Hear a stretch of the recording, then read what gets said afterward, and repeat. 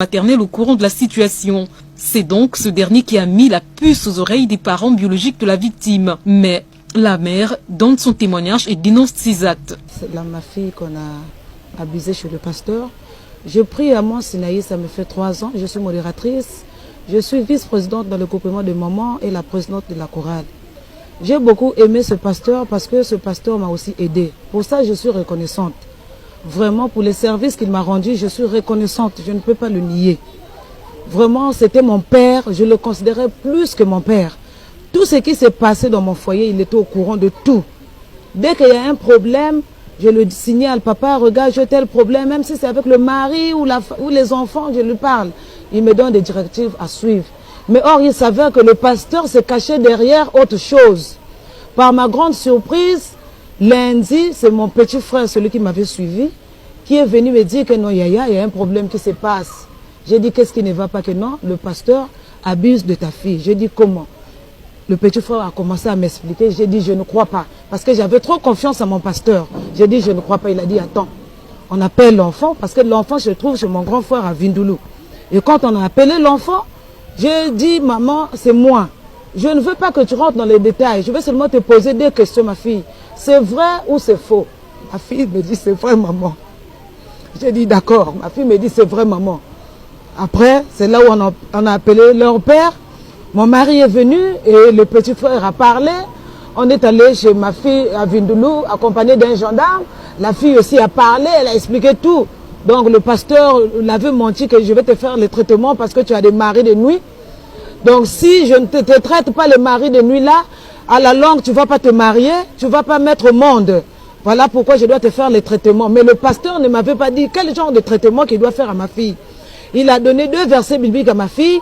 Le verset biblique là où Jésus était parti sauver la fille d'un centenaire romain Jairus. C'est l'exemple là qu'il a donné à ma fille que quand Jésus est allé ressusciter cette fille, Jésus avait fait sortir les parents dehors. Est-ce que vous savez ce que Jésus avait fait avec la fille? C'était en secret. Dieu dit aussi que dans ton monde en secret, Dieu qui est dans le secret te rendra en secret. Donc il y a des traitements qu'il faut que ça se fasse en secret. Et tout ce que nous nous sommes dit, quand vous allez partir à la maison, si les parents vous demandent, vous n'êtes pas obligé de tout dire. Vous allez dire même 20%, le 80% vous cachez. Ça, c'est ce que ma fille m'a dit, nous a dit.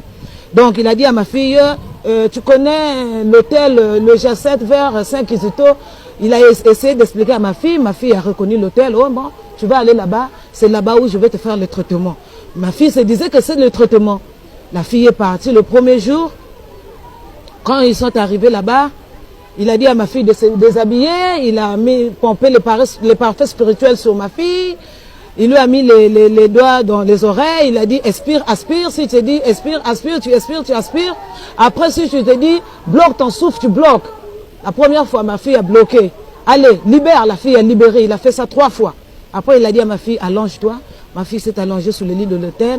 Le pasteur a pris sa bouche, il a léché le sexe de ma fille, il prenait cette salive, il jetait dans les toilettes de la chambre de l'hôtel. Il avait fait ça au moins 3 fois. Après, il a dit à ma fille, pour aujourd'hui, ça va. Il a encore sauté, peut-être, je crois, si c'est de moi, je ne sais pas, parce que je ne voulais pas trop écouter l'explication, parce que vraiment, je n'arrivais pas à supporter. Donc, il a fait ça, je crois, 3 fois, et la 4e fois, c'est à l'église même. À la 4e fois, c'est à l'église qu'il a fait à ma fille. Et c'est là où ma fille a commencé à sentir la culpabilité en elle. Là, mais c'était des relations carrément sexuelles? Oui, la 2e fois et la 3e fois, c'était maintenant les relations sexuelles.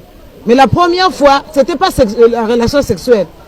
Après, il a dit à maintenant ma fille, la 4e fois, il a dit à ma fille, on doit accélérer le traitement parce que ma femme est mise au monde, donc on doit accélérer le traitement. C'est là où ma fille a commencé à se culpabiliser, mais ça c'est quel genre de traitement aussi? Et puis j'ai caché la vérité à mes parents, qu'est-ce qui ne va pas? Non, je dois vraiment me décharger de ce fardeau. Mais comment est-ce que je vais dire à maman? Maman est tellement colérique. Comment je vais dire à papa? Papa aussi est violent. À qui je vais dire ce problème? Et c'est là où ma fille s'est confiée à son oncle, qui est mon petit frère, que tonton, j'ai un problème qui me dérange. Vraiment, tonton, si je te dis ce problème-là, tu vas me secourir? L'oncle a dit oui, quel est ce problème? C'est là où ma fille avait dévoilé maintenant les secrets chez mon petit frère. Et le petit frère est venu me dire, on a appelé le pasteur le lundi, chez moi à la maison, chez moi, ici à André Jacques. Le pasteur est venu avec sa femme, accompagné de ses 2 protocolaires rapprochés. Mon mari a parlé, le pasteur n'a pas pu parler. Sa femme nous dit, oh non, mais si c'est le traitement, si papa avait fait seulement une fois, est-ce qu'il avait encore continué de faire, arranger ça à l'amiable? Monsieur a dit, ah bon, d'accord. On a appelé les parents. La deuxième fois, le mardi, sa femme est venue, elle est venue me supplier en pleurant. Maman, comment tu vas accepter que le pasteur aille en prison? Moi, j'ai des petits-enfants, je vais faire comment? Maman, ne fais pas ça. Maman, ne quitte pas l'église. Si tu quittes l'église, les fidèles de l'église seront au courant de ça. Ils vont fuir l'église. Maman, aide-moi. Sa femme me suppliait, elle pleurait. Mais hier, à la gendarmerie, elle a commencé à m'insulter. Et les autres adeptes de l'église, j'ai dit, c'est pas grave, j'assume. Dieu qui est juste, juge, il va nous juger. Donc voilà un peu ce que j'avais à vous dire. Ne pouvant agir faute de preuves après avoir été informé de certaines pratiques observées depuis quelque temps dans cette église par les habitants du quartier, le chef de bloc numéro 4